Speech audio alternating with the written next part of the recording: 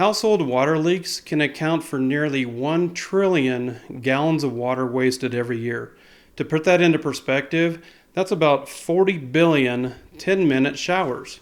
So information is key when it comes to finding and fixing leaks in your home.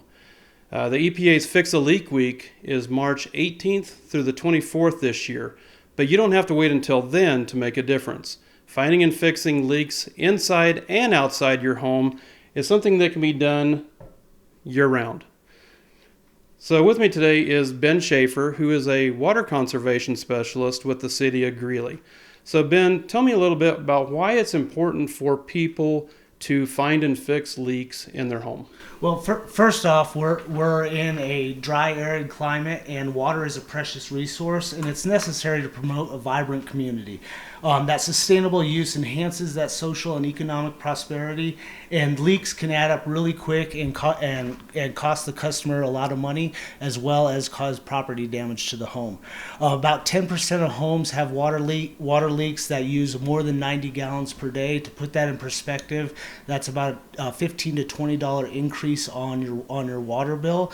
Toilets are usually the worst types of leaks that we found. I've found toilets doing over 100 gallons an hour that the homeowner wasn't aware of, and yeah. So 100 gallons an hour. I mean, over a month. I can't even imagine what that would do to your water bill. That's kind of crazy. And I've heard toilet leaks being referred to as the silent killer, because you just don't hear them. They are. Those 4 gallon an hour leak toilets are very quiet. Oftentimes you don't see any water, and it's just draining right down the drain. With the new meter system that we have in place right now, we were able to identify over 30,000 leaks across the city last year. Some of them were continuous, some of them were intermittent, but with that new monitoring system, we're able to track them down a lot quicker. That's great. I know that people are going to be excited to get their new water meters. So some people might not even know they have a leak. You talked a little bit about the new meters that will help them identify that they have a leak. What other ways might they know that they have a leak? With the new meters, there's the leak alerts that go out to the customers. With those that are still on older meters, it's usually when they find out that they're having a higher water bill. So we encourage all customers to sign up on WaterSmart regardless of which type of meter you have, and you can identify and track your usage month to month or day to day depending on which one. And from there you can see those spikes and those upticks in water use, and those are often indicative of a leak going on. Also on the bills, there's a little icon down there at the corner that has leak alert, leak detected, and so customers can look at their bill to see if they have an ongoing leak. Just do a plug for WaterSmart real quick. You can go to greeleygov.com/WaterSmart, and it's free. And all you have to do is you get your account number, you go sign up, and you can start managing and kind of looking at your water use. So that's fantastic. Correct. And the easiest way for customers to identify their leaks is with those toilets using dye tabs or food coloring in the toilet. Open up the top tank, put about half a dozen to 10 drops of food coloring in the tank. Let it sit for about 15 to 20 minutes, and if any of that coloring shows up in the bowl, then that shows you that you have a leak. I would recommend using green or blue food coloring rather than yellow. Just it's a little easier to makes find. Sense. So real quick, what are some common types of leaks? And then I see that you brought some props here that we're going to talk about. That I see a dye tab right here. But just like what are the top 3 leaks that people should be aware of in their home?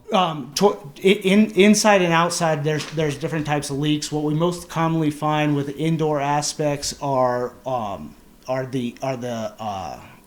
toilets themselves. We also find dripping faucets that don't seal properly, and leaks around the shower heads. The easy way to track those down is check around the drain, see if there's any standing water there or any puddles, and you can track them down that way.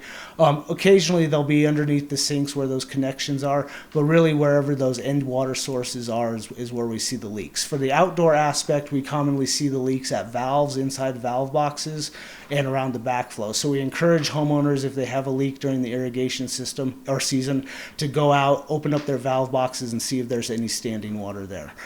Okay, perfect. So tell us, just real quick, we got about maybe like a minute left here. What is this thing here for? What is... So this is a kitchen faucet aerator. So it restricts the flow with this switch. It does 2 gallons a minute, which is sufficient for filling pots, but it still restricts that flow, so you're not using excess water during that time. And then this, I'm guessing, is a shower head, obviously. This is a low flow shower head. It uses 1.5 gallons per minute.